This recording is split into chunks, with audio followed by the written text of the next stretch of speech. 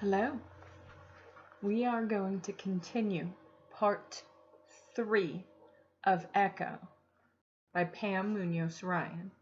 So let's take a deep breath in and exhale. And let's begin. Chapter 6. Why couldn't I go with Mama to school? Ivy asked Papa the next morning as she walked through the orange grove. Ivy Maria, we have been over this, said Papa. But why must I go with you to the owner's house? You said the daughters are not even there for me to meet. Isn't it more important I meet my new teacher? Mama is only leaving your papers at the office and confirming you start on Monday. The students and teachers are in class. And after, Mama has errands, and we don't know how long that will take. I wanted you with me so I could explain some things. Ivy took the harmonica from Fernando's jacket and began to play My Country 'Tis of Thee. Before she finished, she lowered it and said, Papa, do you think my new teacher will be as lovely as Miss Delgado? Miss Delgado was like a queen who lived in a castle. We were her subjects, and every day she opened a treasure box and gave us jewels. Papa frowned. Ivy, enough with your pretending. You are getting too old for it. And you interrupted me. Did you not hear me say I needed to explain some things to you? Now put away your toy. Ivy felt the sting of his words as she slipped the harmonica back into a pocket. Sorry, Papa. What did you want to explain? Papa kept walking until they emerged from the trees, and then he swept his arm towards a dilapidated house. The lawn had turned brown from lack of water. The plants in the flower beds had shriveled, and the ground was thick with weeds. Lumber had been nailed across the front door and all the windows. The wood porch and railing that wrapped around the front and one side of the house were caked with dust and dirt. Papa, what happened? Do you remember last spring, when all of the Japanese children left your school in Fresno? Ivy nodded. Miss Delgado said they had to live in a special camp because we were at war with Japan. One day, her classroom was full with every desk taken. The next, the class was half its size. That is what happened to the owner of his family, said Papa. The Yamamotos are Japanese. The government calls them enemies of the United States. There are hundreds of farms such as this in California, where the owners have been confined in a camp. If the bills are not paid each month, the owners will lose everything. That is why I am here. You are here to save their farm? Asked Ivy. Papa nodded. I will run it for Mr. Yamamoto while he is away. I will take care of the bills, pay myself a salary, and save the profits for him. In return, when the war is over, he will keep me on as a supervisor and deed me the house and the small piece of land it sits on to own. Papa said the words as if he were praying. Own. That meant staying and not leaving, even after a year. And there were things to stay for. A school with an orchestra, her own room, Fernando coming home to a house, maybe even friends. In a few weeks, Mr. Yamamoto's son, Kenneth, will be allowed to bring me the legal papers, said Papa. If he likes me and how I am caring for the property, we will sign an agreement that guarantees hope for both of our families. So you see, our future is tied to their future. If their son can come here from the Japanese camp, why can't they all come? Papa shook his head. Kenneth is not in the camp. He is an officer in the United States Marines. A translator. He will have only a short leave to take care of his father's business.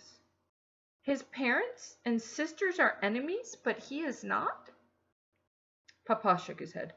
I do not see how any of them could be enemies. The farm has been in the family for 40 years. Mr. Yamamoto fought for the United States in World War I. Then why were they sent away? Those are good questions, Ivy. But for some questions there are no good answers. We walked toward the backyard. He walked toward the backyard. Ivy followed, her mind filling with more questions. What if the other Japanese farmers can't find someone like you to run their farms? The bank will sell them for much less than they are worth. And there are many people who want to buy up the land.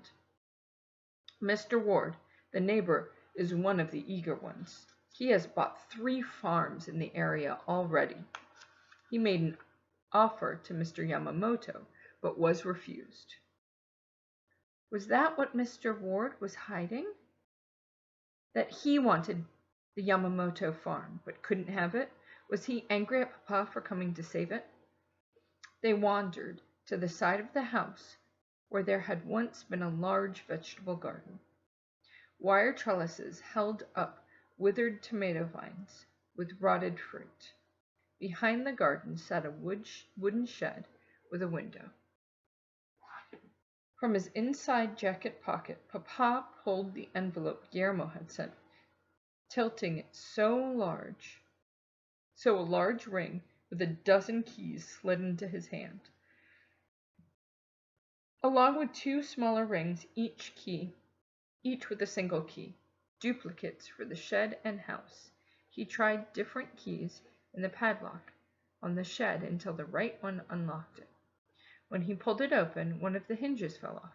I'll fix it tomorrow, said Papa. Ivy looked inside as Papa took inventory of the shovels, rakes, and hoes. Large, wide-brimmed straw hats hung from the nails. A wood box held packets of seeds, but it was the child-sized wheelbarrow that tugged at Ivy's heart. It was filled with little trowels and sun hats and tiny clay pots, each one nesting inside the other. She imagined the 2 girls following their father, planting seedlings in the gardens, plants they might never see grow. When Papa finished surveying the tools, he shut the shed as best he could, and they headed toward the house. Ivy gasped when they reached the back door. Someone had painted the words, Japs, yellow enemies. Papa, that's awful! Papa sucked air in through his gritted teeth. I do not like these words. Papa, that son's feelings will be hurt if he sees this. He wouldn't be pleased. We should paint over it. I'm glad you feel that way. That's exactly what we should do. We need to look inside the house too. But it will take some time to go through their things. Maybe Mama can do it the next week. Look for what? When a house is closed for a long time, it's always a good idea to check for water leaks or rodents' nests, and to make sure all the windows are shut tight so squirrels or birds cannot get in. Papa shook his head at what had been done to the door. Ivy reached up and touched the angry words. Papa, who would do such a thing? I think there are many. I read in the newspaper that someone set fire to the building that was the Japanese church, and someone broke all the windows of the Japanese laundry. It is a matter of record that those buildings are still owned by Japanese, the same as this farm. People know Mr. Yamamoto did not sell. Ivy worried. Is it safe for you, Papa? Will people be upset with you for working here? I don't think so. Farmers are in short supply. Do you know that what the government calls us now? Papa stood a little taller. Food soldiers. Not only must we grow food for the country, but for the soldiers too.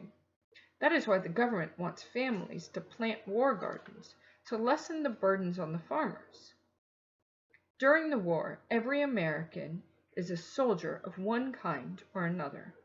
The government even has the Japanese Americans in the camp farming the surrounding fields. But Papa, couldn't the Yamamotos have been food soldiers in their own fields? He sighed but didn't answer. Instead, he pulled a photograph from the envelope and studied it. Ivy leaned closer to get a better look. It was a picture of Mr. and Mrs. Yamamoto and their family. They were standing in front of the church. He wore dark-rimmed glasses. She wore a dress with a white lace collar. Kenneth already stood a little taller than his father. The two girls, their hair in short pageboy cuts with straight bangs, wore Sunday dresses and Mary Jane shoes.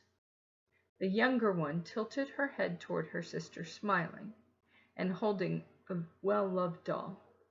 Ivy was not sure what enemies looked like, but she could not imagine that they looked like this family. She pointed to the doll. "Do you think they let her take it with her?" Papa nodded. "Probably. They could take what they could hold in their arms, but nothing more. Now it is our job to protect what they left behind until they return." Suddenly, Ivy felt guilty for complaining about packing up to leave Fresno so suddenly. At least she got to come here, to a house they might one day own, when the Yamamoto girls were in a camp with only what they could carry.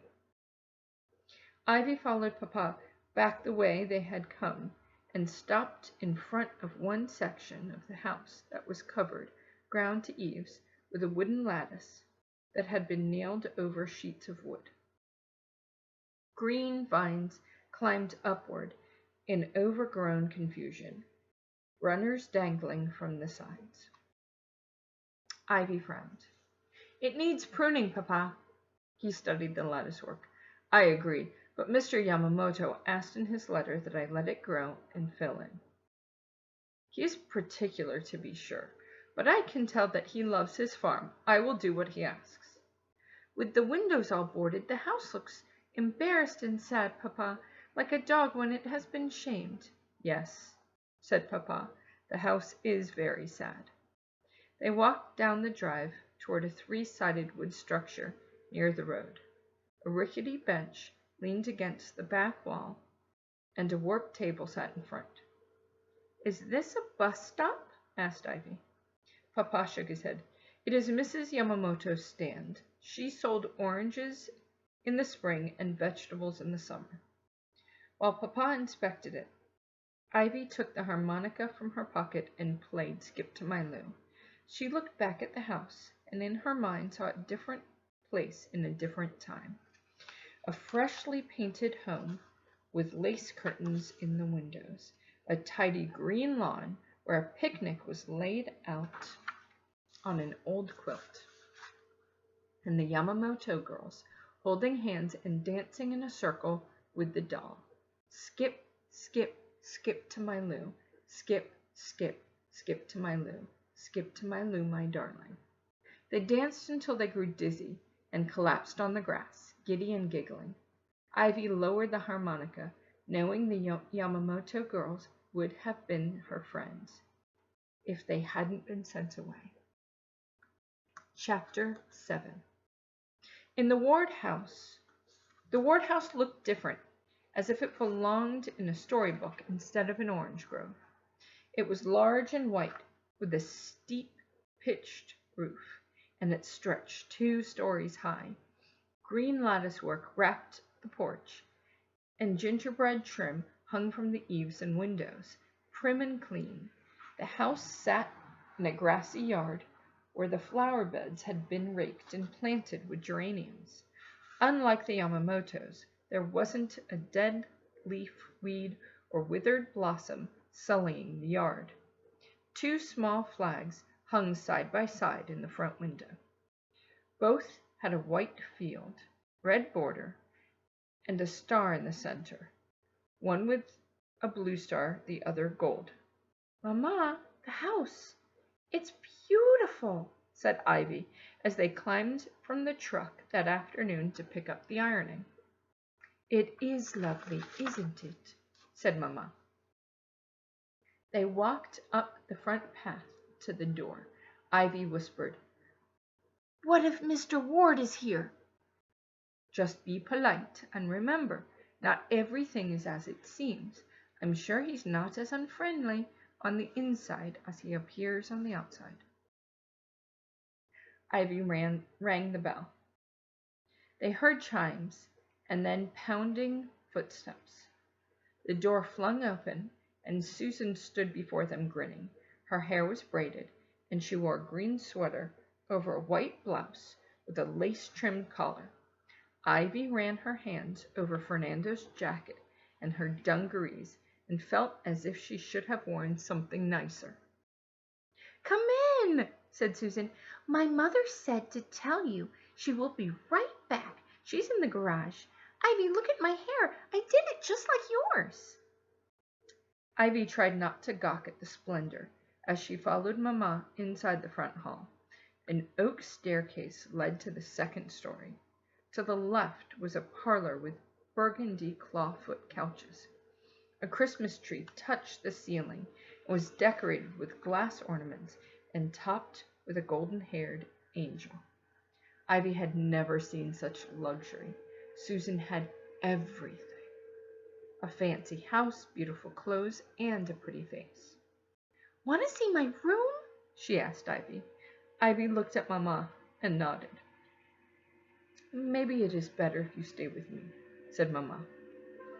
It's okay, Mrs. Lopez, said Susan, for Tina's daughter always came to my room and she was only 5 years old. Mamma relented, just for a few minutes. Ivy followed Susan up the stairs into a bedroom 3 times the size of hers. There was a white dresser and a vanity, matching nightstand, and a canopied bed with a white chenille spread. One of the double closet doors was open, revealing a row of dresses. The room looked like a picture from the Sears catalog, the one Ivy and Fernando used to huddle over, dreaming of what they would purchase if they had the money. Suddenly, Ivy's excitement about her own bedroom began to wither. Did Susan know how lucky she was? It didn't seem fair.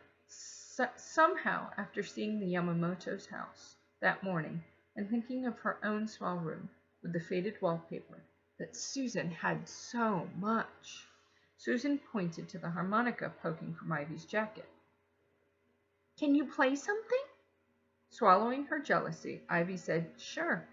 She pulled it out and played Jingle Bells. Susan clapped when she was finished. That was great. Thanks. I was going to be on the radio and perform a solo before we had to come here. Ivy felt a stab of regret. The radio? Wow, you should join the orchestra, said Susan. Anybody in 5th or 6th grade who wants to can. There's an orientation meeting next Thursday after school, and then lessons start in January after vacation. I bet you'd be good at flute. That's what I'm going to play. I wish I could. I don't have a flute, and I've never had any lessons. You don't need a flute, said Susan. Mr. Daniels, the orchestra director, loans you one and teaches you how to play. We take lessons for 3 months and then practice all together as an orchestra after that. There's a recital in June and everything. I know because my brothers played clarinet. She grinned. If you join, we could be together every Thursday after school. Ms. Delgado had said she could learn almost any instrument if she tried, and Ivy wanted to try. I'll ask my parents. If they say yes, my mom can give you a ride home on Thursday after the meeting since we have to stay later than the bus. Susan nodded towards Ivy's harmonica. I never played one before. Is it hard? If you have one, I can teach you. In my brother's room. Come on, she mentioned for Ivy to follow. Down the hall, they entered an even larger bedroom. All the furniture, the twin beds, dressers, and desks were made of knotty pine. A large framed photograph of a uniformed soldier sat on each dresser, one of them draped with medals. Susan rummaged through the top drawer of one of the desks. She nodded to the photos. Those are my brothers, Donald and Tom. Tom is in the army and drives a tank. And Donald, frowning, she closed the drawer and opened the next one down. She held up the harmonica. I knew there was one in here somewhere. Ivy smiled. I have a booklet at home that tells you how to play step by step. I can bring it to you. Mama's and Mrs. Ward's voices floated up from downstairs. I'd better go, said Ivy. Want to meet tomorrow between the groves? You just walk all the way through the one behind your house to the Division Road. There's an old wagon there. She held up her harmonica. You can give me my first lesson. 2:00? Ivy nodded. Okay. Promise, said Susan, sounding as if she didn't believe Ivy. Promise. Ivy hurried downstairs. Susan followed and never stopped waving from the porch as Ivy and Mama climbed into the truck and backed slowly down the long drive. Susan seems nice, said Mama. Mama, you should have seen her room. It looks like a princess sleeps there. Her closet is filled with dresses. I wish I had half of her dresses. She has everything. Ivy, I don't like to hear you sounding so envious. Yes, she has things, but they are just that, things. She is a girl like you, and it is nice for you to know someone your age who lives nearby. I don't know why she wants to be my friend. She must have dozens. Of course, she couldn't ever be my best friend because of Araceli. Maybe she wants to be your friend because she needs one, said Mama. And Ivy, you can have more than one best friend. Oh, no, Mama, that is Araceli's place in my heart. Mama smiled. Your heart is bigger than you think. Ivy watched Susan and the house with the flags in the front window grow smaller. Mama, what are those flags for? Each star is for a soldier, for one of their sons. We should have one for our house, said Ivy, for Fernando, but maybe a gold one. They're prettier. Ivy Maria, don't you ever say such a thing. Mama kept one hand on the steering wheel and with the other made the sign of a cross. Why not? Asked Ivy. The gold star is for a soldier who has died. Chapter 8. Even though the sun bloomed warm and bright on Saturday afternoon, Ivy still wore Fernando's jacket and the purple hat from Araceli. She had written to both of them last night, telling all about the house and her own room, the Yamamotos and the Wards. When she reached the dirt road that divided the two properties, Ivy saw Susan waving from the long wooden wagon nestled between two rows of trees across the way. She raced over. Hi, she said, climbing up and sitting on the bench across from Susan. What's this wagon for? A long time ago, my grandpa used to hitch horses to it and haul stuff around the farm, but now it's just for playing. My dad builds the benches. Ivy pointed to 3 names carved into the planks of the wagon. Donald, Tom, Kenny. Did your brothers carve those? Susan nodded. They used to carry orange crates up here and build forts. And when they played hide and seek in the grove, the wagon was home base. Who's Kenny? Kenneth Yamamoto, said Susan. We always called him Kenny. She stood and pointed across the fields to the yellow house in the distance. From here you can see the roofs of all 3 houses, yours, mine, and the Yamamotos. It's a triangle. Kenny was Donald's best friend their whole entire life. He's the one who talked Donald into joining the Marines. My dad didn't like that one bit because he is U.S. Army through and through. And he wanted his sons to choose the Army. Then Donald, he died in the bombs at Pearl Harbor. Ivy felt her stomach sink.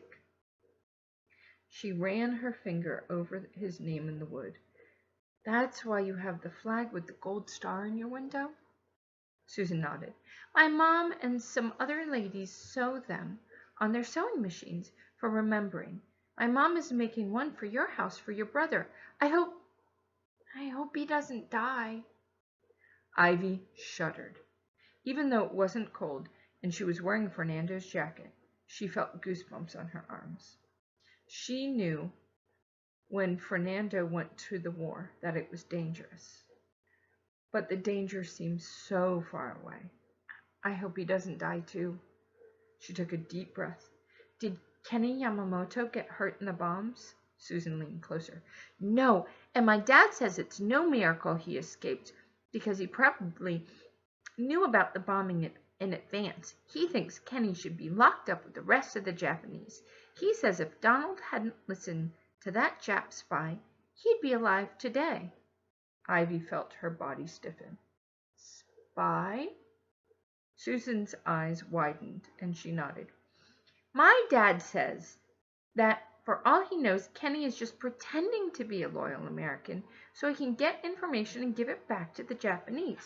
The whole family could be spies. He thinks the Yamamotos are hiding something, and if they are, and he can prove it, they'll be sent to prison, and their farm will be taken by the bank and sold. How would he prove it? By inspecting their house inside and out. Ivy's feelings tangled. She didn't even know the Yamamotos, but after being at their sad house and seeing their neglected yard and knowing where they were now, she felt protective of them. Besides, weren't they already in a kind of prison? She sat up straighter. My dad wouldn't work for spies, so I'm sure they're not. And he doesn't like that word, Jap. Someone wrote it on their house, but we're going to paint over it. Susan went on. My dad knows things because he used to be in Army intelligence, and now he's in charge of the CSO. They're always having meetings. He says every American must keep an eye out for suspicious activity and report it to the police, even children. It's our duty. Have you seen anything suspicious over there? Suspicious? Like what? I don't know. Secret documents, anything that could help the Japanese, win the war. Ivy shrugged. I haven't been in the house, only the shed, but it was just gardening things. If you do go inside the house, be careful because it might be booby-trapped or rigged with bombs to protect their spy stuff. They could even be secret passageways. My dad says their type is capable of anything. Ivy shook her head and raised her eyebrows. Did Susan believe all the things she was saying? Susan shrugged. It might be true. Her shoulders drooped a little, and she chewed on her lip. I used to play with Kenny's sisters, Karen and Annie, all the time. She gazed in the direction of the Yamamoto house. Their mom was my piano teacher. But that all ended after Donald.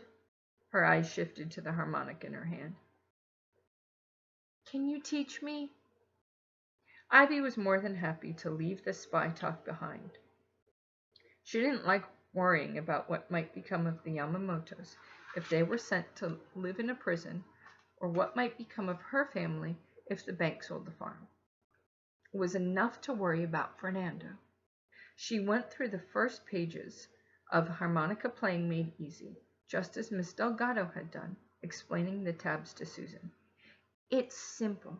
There are 10 holes on the harmonica, starting with the lowest note. Each hole matches a number between 1 and 10. You look at the words of the song and the numbers above them. A regular number means blow into the hole for that note. A minus sign in front of a number means draw your breath or inhale for the note. She taught Susan Twinkle, Twinkle, Little Star and listened to her play it all the way through on her own. You can catch on really fast. You're good at music. Susan gave Ivy a weak smile. At least I'm good at something. She laid back on the bench and gazed up at the sky. I know what you mean, said Ivy, doing the same. My brother Fernando is good at everything. He can take apart anything and put it back together again, even a sewing machine. Now he's finishing his training, will be sent to the fighting. It's all Mama and Papa ever talk about. It's all anyone ever talks about, said Susan. Hey, why do you wear that jacket all the time and the hat? The jacket is Fernando's. He loaned it to me while he was in the war. He wants me to know that he's still looking out for me. Keeping me warm and safe, even from far away. The hat is from my best friend, Araceli. Her mother made us matching ones. We look so much alike, people thought we were sisters. Ivy's words just kept coming out, and Susan seemed so eager to listen that Ivy found herself telling all about Miss Delgado and the radio show, and how sad she'd been to leave Fresno, and how far ahead she was in reading and math books. I used to be ahead in my class too, said Susan, but I got behind. I don't know why. Before, my parents always helped me with my homework. Now they're just too tired all the time and sad. Ivy tried to imagine her own family's life without Fernando and how it would take them apart. If the worst happened, she wasn't sure she'd be able to keep her promise to him and hold them together. Her heart felt heavy just imagining it. I'll help you with your homework. Susan sat up and looked at her with disbelief. You will? Sure, said Ivy. We'll be doing the same assignments, right? You don't even have to tell anyone. It can be our secret. Susan's eyes welled up and she swiped at them. Thanks, Ivy. I'm glad you moved here. I don't really have friends. Ivy rolled on her side, propping her head up with one hand. It was hard to believe that Susan, who had so much, didn't have friends. Why? I'm not allowed. I can't invite anyone over, and I can never ever go to anyone else's house unless my mom is with me. It's okay for you to come to my house because your mom works for us. If my dad asked what you were doing there, my mom would say Mrs. Lopez didn't have anyone to watch you while she worked. My mom, she makes it so it's okay. Ivy was puzzled. But we're together right now. I'm still on our property at arm's length. I play here all the time by myself. See, my mom says my dad is worried sick about losing another child. Especially with Tom fighting somewhere in Europe. I don't know what would happen to us if Tom didn't come home safely, especially after Donald. She whispered, sometimes my dad still cries about Donald. Ivy didn't know what to say. It was all so sad. And yet she couldn't imagine the stone-faced Mr. Ward crying. Susan looked down at her harmonica and frowned. It was a telegram, That's how we found out about Donald. Ivy sat up, reached over and squeezed Susan's hand. They stayed that way for a few moments, lost in their own thoughts. The only sounds, the birds chirping from nearby trees. In the distance, a clanging interrupted the quiet. That's my mom ringing the back porch bell. I have to go home now. Susan climbed down from the wagon. I'll see you Monday morning. The bus picks me up first, remember? I'll save you a seat if you want me to. Ivy nodded. Yes, please. Susan kept talking as she inched backward toward the grove. Want to start meeting here on Saturdays? I can't next Saturday because I'm going to my grandma's for Christmas, but I can after I get back. It could be our place now instead of belonging to the boys. Sure, said Ivy. Cross your heart? Ivy smiled and wrinkled her forehead. Why do you always make me promise? Susan shrugged. I guess because sometimes people say you'll see them again, and then you don't. Ivy looked at the names carved in the wagon, and she understood. She made an X over her chest with her fingers. Cross my heart. While Papa fixed the shed door on Sunday, Ivy painted over the words on the back door on the Yamamoto's house and tried not to think about spies. Papa had said the Yamamoto's future was tied to their family's future. So, If someone proved the Yamamotos were spies, Papa would be out of work, and they would have to move again, maybe to someplace not nearly as bright with possibilities, like being in an orchestra or owning a house.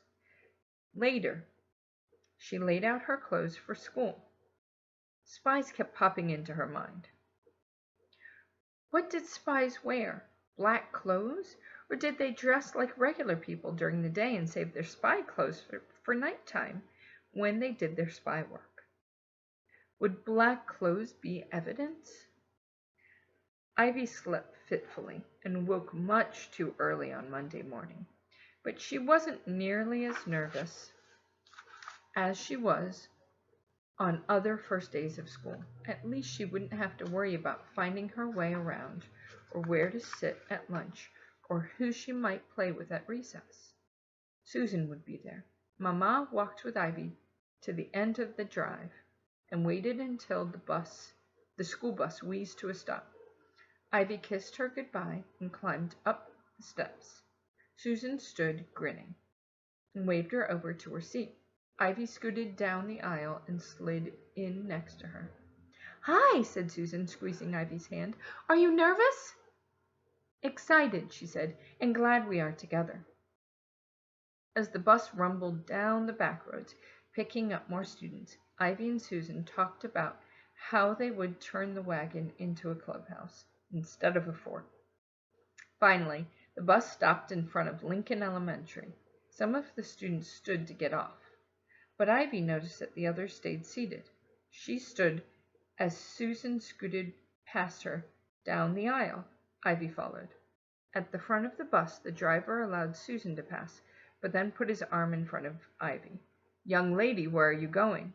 Susan spun around and looked at Ivy, her eyes big with surprise.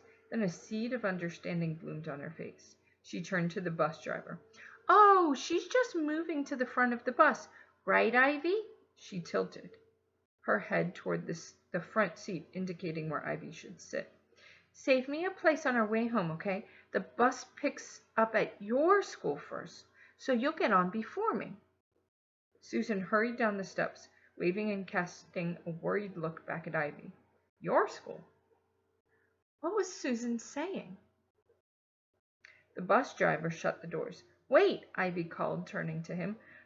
"I'm in 5th grade at Lincoln." The bus driver picked up a clipboard and studied it. "Ivy Lopez?" "Yes." "This is Lincoln, Maine. You go to Lincoln Annex, the Americanization school. Next stop." Americanization? What does that mean? Ivy was already American. The bus driver put the bus in gear and lurched it forward. Ivy stumbled into the front seat. As the bus pulled away, a group of boys on the steps of Lincoln, Maine, waved and sang "Old MacDonald Had a Farm," E-I-E-I-O. Ivy felt her chest grow tight. This had to be a mistake. She turned to look at the other leftover students. They didn't seem concerned one bit that the bus was leaving. They talked and laughed with one another as if nothing odd had happened. Several miles later, the driver stopped the bus and opened the doors. He called, "Lincoln Annex." Out the window, Ivy saw a long, squat building with a tin corrugated roof in the middle of a dirt field. There were no flower beds, no geraniums or roses, no palm trees. This was her school? It looked like a warehouse for farm equipment. That's when Ivy finally noticed that all the students on the bus and milling in front of the school looked the same, brown-eyed, dark-haired, and olive-skinned, like her. A boy from the back of the bus stopped next to Ivy and motioned toward the door, smiling. Without a word, Ivy slid from her seat and climbed down. She stood on the walkway staring at the school as the students and parents flooded around her. The boy came up beside her. "I'm Ignacio. First day? From where?"